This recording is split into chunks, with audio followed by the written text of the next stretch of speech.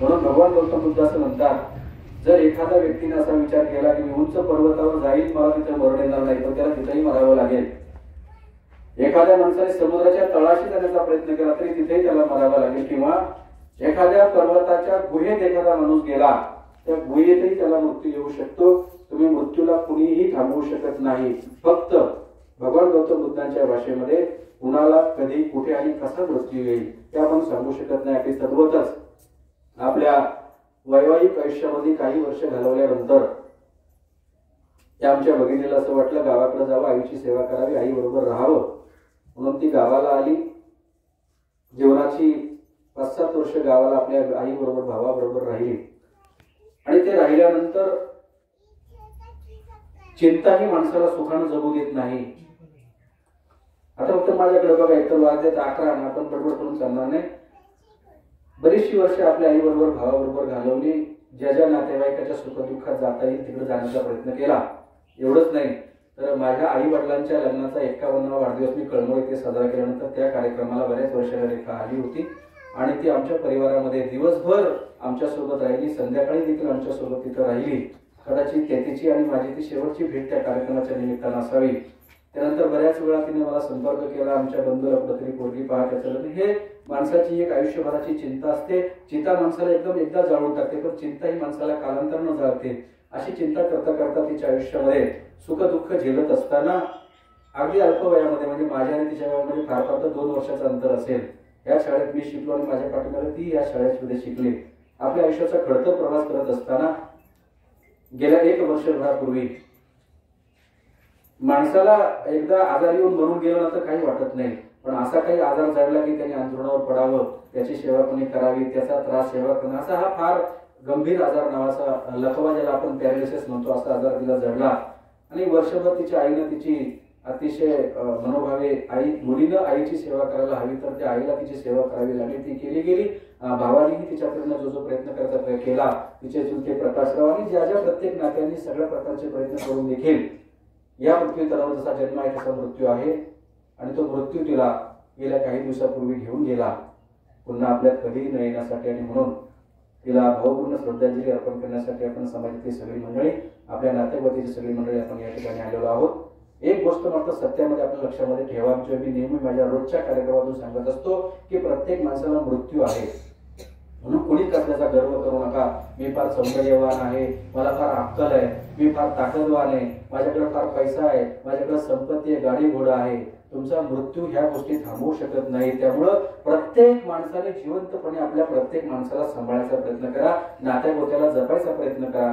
पूर्वीच्या काळी आमचे वडील मुंबईला नाक्यावर काम करायचे, आमची आई गावाला आम्हाला सांभाळत असायची. आमचा बाप मुंबईवरून एखादं पत्र पाठवायचा, 10-15 दिवसांनी ते गावाला यायचं आणि आमची आई आमच्या समोर जेव्हा वाचायची किंवा कोणी वाचायचं ना, आमच्या आईच्या डोळ्याला पाणी यायचं ना, आमच्या यायचं ना. आमचा बाप मुंबईला नाक्यावर काम करत असायचा. आता पत्र गेली, चिठ्ठ्या गेल्या, आता प्रत्येकाच्या हातात लाखाचे फोन आहेत, पण कोणी कोणाला फोन करत नाही. बाबा बरा आहे का, तू काय, ते त्याच्यात फोन मध्ये बघ, वरबट कर, खाली बट कर, वरबट कर, पण कोणी असं म्हणत नाही अरे बरा आहे का, तू काय चाललंय तुझं, तू कशी आहेस, तुझी तब्येत बरी आहे का, तिथं नाही. आणि मैताला आले, दसकिऱ्याला आले का मग विचारते तू बरी आहे का, तू तिकडे काय दिवसभर काही एवढी बिझी आहे का, तू मैताला आल्यावरची केमिकल विचारते. हा जन्म जो असा आहे ना, इथं तुम्ही जन्माला आलात हे तुमच्या हातामध्ये नसतं, हे तुमच्या आईला कळतं 9 महिने आधी की माझ्या पोटी मुलगा किंवा मुलगी जन्माला येणार आहे. म्हणजे जन्माला येणं हे कळतं, पण मृत्यू मात्र कळत नाही. मृत्यू तुम्हाला 9 मिनिटं देखील आधी सांगत नाही. तो कधी कुठे कसा येईल ना, तुमचा गर्व, तुमचं सौंदर्य, तुमची संपत्ती हे सगळं काही क्षणात तुम्हाला सोडून जावं लागतं. म्हणून कशाचाही गर्व करू नका.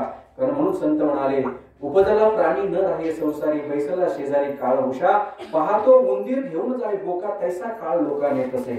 जन्माला आलेला प्रत्येक सजीव किंवा प्राणी जसं एखादा बोका एखाद्या उंदराची शिकार करत टपून बसलेला असतो, काळ टपून बसलेला असतो, कधी माणसाला घेऊन जाईल हे सांगता येत नाही. म्हणून ती गोष्टी सांभाळा. तुमचा पैसा, तुमचे सौंदर्य, तुमची संपत्ती ही तुमच्या कामी येत नाही. माणसाची माणुसकी तुमच्या कामाला येते. म्हणून प्रत्येक माणसाने जिवंतपणे आपल्या नातेगोत्याला सांभाळा. तुम्हाला गेला म्हणाले चल ना, नाही म्हणलं त्या भावाचं माझं कधी पटलं नाही, मग काय मेल्यावर पटणार आहे तुझं, कधी पटणार आहे.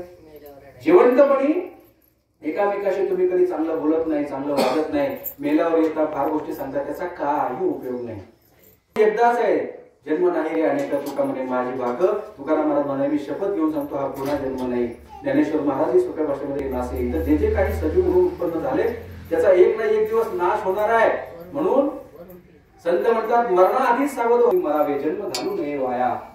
मरायच्या अगोदर अशी काही कृती करून मरा की तुमचं लोकांनी नाव घेतलं पाहिजे. नाही तर अशी काही जगत्यात एवढा मोठा गर्व त्यांना असतो की नाही, नुसती निंदा नुसती नालस्ती हे तुमच्या जीवनाचं सार्थक नाही. संत महापुरुष आपल्याला सांगून गेलेले तुमचं आयुष्य चांगलं जगा, हे कोणी जगायचा प्रयत्न करत नाही. एखादा हिरो टीव्हीवरती विमलची पुडी टाकतो, खातो, तो खात नाही, तो फक्त जाहिरात करतो. विमल खातो, तो जाहिरात करून कोटी रुपये कमवून बंगले मानतो आणि हे विमल काउंट कॅन्सरनी मरून जात. असं चांगल्या गोष्टी असतात तुम्हाला कळत नाही. एखादा हिरो एखाद्या दारूची जाहिरात करतो, तो जाहिरात होतो, बंगले बांधतो, आमचा दारू पिऊन एका घराचं वाटवळ करतो. ही जीवनाचं सत्य नाही. जीवनाचं सत्य आहे बुद्ध फुले शाहू आंबेडकर तुकाराम महाराज ज्ञानेश्वर महाराज, ही जीवनाचं सत्य आहे. आपण जाणलं पाहिजे, प्रत्येकाशी प्रेमानं वागलं पाहिजे. कुणाची निंदा करू नका, कुणाची टिंगलतावाळी करू नका, कारण हा जन्म एकदाच आहे. तुम्ही कधी मरणार हे तुम्हाला माहिती. मरणाआधी सावध व्हा. प्रत्येक नातेगोत्याशी आपलं करा, जिवंतपणे नाती सांभाळा. भाऊ भावाशी बोलत नाही, बहीण भावाशी बोलत नाही, मायलेकराचं बापाचं पटत नाही, या गोष्टी सगळ्यात तुच्छ आहेत. कारण एक दिवस मरणार आहात आणि मग तुम्हाला माहित असेल ना एक दिवस मरणार. गर्व करू नका. गर्व करा की आम्हाला गावाच्या गावकुसा बाहेर राहणं आमचं होतं, पण त्या बाबासाहेब आंबेडकरांच्या पुण्याने मी माणसामध्ये आलो ना, त्या बाबासाहेबांच्या धर्मात जन्म झाला याचा गर्व करा. गर्व करा.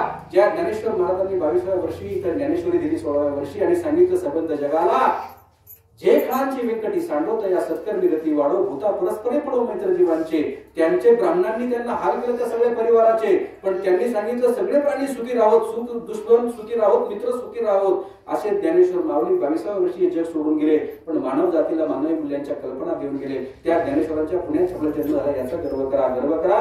ज्या शिवाजी महाराजांनी 18 पगड जातीच्या लोकांना एकत्र घेऊन तर स्वराज्य निर्माण केलं आणि आमच्या आया बहिणीच्या आबरू लुटल्या जात होत्या, आमच्यावर अन्याय अत्याचार केले जात होते, त्या शिवाजी महाराजांच्या पुण्यामध्ये जहागिरी तयार केली ना, त्या पुण्यात आमचा जन्म झाला याचा गर्व करा. ज्या तुकारामांनी मानवी मूल्य संबंध भारताला सांगितले, त्यांना जगद्गुरु म्हटले गेलं, त्या तुकारामांच्या पुण्यात जन्म झाला याचा गर्व करा. बाकीचे गर्व सगळे फुकट आहेत. त्या गर्वाला तुमच्या काही अर्थ शिल्लक राहत नाही. कारण संत कबीर म्हणतात हाड जलजू लकडी केस जलजू घास, सब जन जलता देख करी भयो कबीरा उल्हास. हाड ही लाकडासारखी जळतात, केस ही गवतासारखी जळतात, पण यातून माणूस मात्र काही घेत नाही. हा झोकात असतो पैशाच्या, श्रीमंतीच्या, अंगावरच्या दागिन्याच्या, गाड्या घोड्याच्या, माडीच्या झोकामध्ये असतो. पण हे सारं क्षणिक आहे. जेव्हा तुमचा मृत्यू होईल ना, तेव्हा 10 माळ्याची बिल्डिंग जरी भावाशी भांडून बांधली असली ना, तरी त्या 10 माळ्याच्या बिल्डिंग तू खाली आणलं तरी सरकारच्या स्मशानभूमीत तुम्हाला जाळं जाईल. तुमच्या बिल्डिंग मध्ये जाळं जात नाही. 100 एकर जमीन भावाशी भांडण करून जरी घेतली असली ना, तरी त्या जमिनीत तुम्हाला पुरलं जात नाही, कारण सरकारच्या स्मशानभूमीत. मग कशाचा गर्व करतो आपण? हे सगळे गर्व फुकट आहेत. म्हणून एक गोष्ट लक्षात ठेवा, आमची ही ताई अल्पावधीच गेली, एका दुर्धर आजारानं ती गेली, पण तिच्या दाण्यातून आपण तिच्या पुण्याला अनुमोदन द्यायला आलो, तिला श्रद्धांजली अर्पण करायला आलो असताना आपण सर्वांनी